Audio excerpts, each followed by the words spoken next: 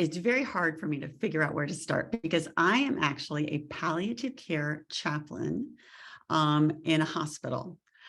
And many of you have heard of palliative care. Many people think palliative care is the same as hospice. It is not.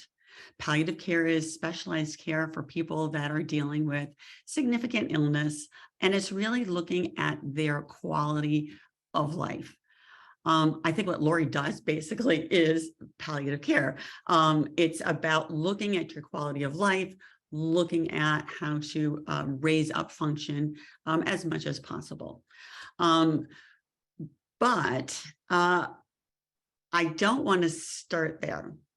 I need to start my story way before I became a palliative care chaplain and kind of way before I was even diagnosed with Parkinson's to kind of explain how I came to be where I am today with my illness. The first thing is I am legally blind. I had my full vision until I was about 28 years old. And then I was diagnosed with juvenile form of macular degeneration called Stargardt's disease.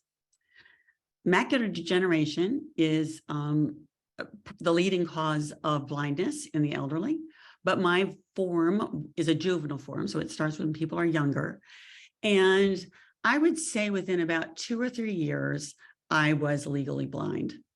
And then as time went on, I stopped driving. One of the other things that I can't do because of my macular degeneration is I don't drive because I have all of my full vision, but my macula is the center part of my vision. And that's where all your focusing is. So I don't have an ability to focus at all. In fact, if you were going to do my, that test that you look at the letters and, my vision is 2400 and is not correctable.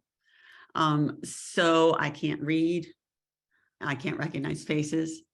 And that's sort of the way I have been since I was, about 30 years old.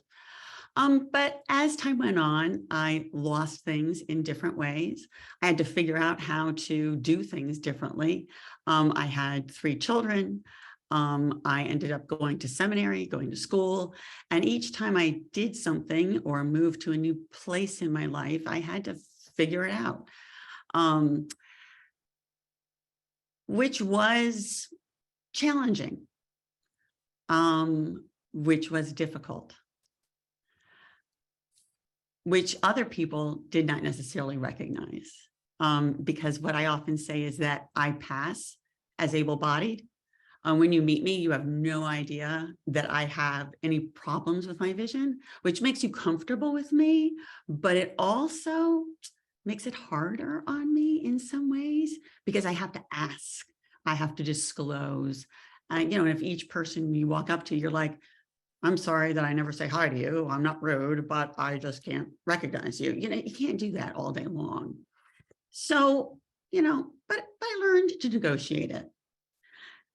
One of the things that I remember early on in that learning, one of the early learnings that I had was I had a book club group, and it was before Audible and everybody put their books on their phones, and I had talking books for the blind.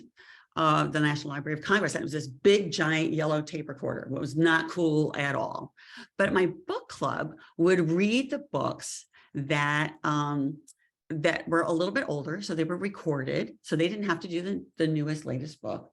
And we had this great book club, had great discussions. One day we were reading a book about this character who, it was this romance, and this character had this horrible disease, but you don't know what the disease is. And he has this horrible disease, and he moves away from his family. And the heroine, of course, meets him, but they can't be together, and she can't know what he has wrong with her. And it goes back and forth. And I'm thinking, okay, he's got AIDS, he's got MS, I don't know what he's got.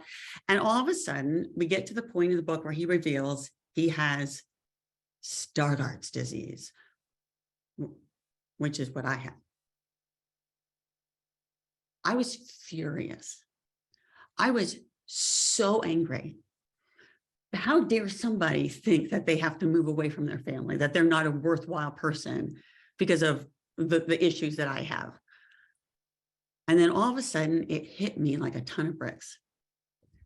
How dare I have assumed that somebody with AIDS or somebody with MS is living that kind of life? And I was young, and it was a new way of thinking for me. And I promised I would never have pity for anyone. It opened up the world for me of compassion.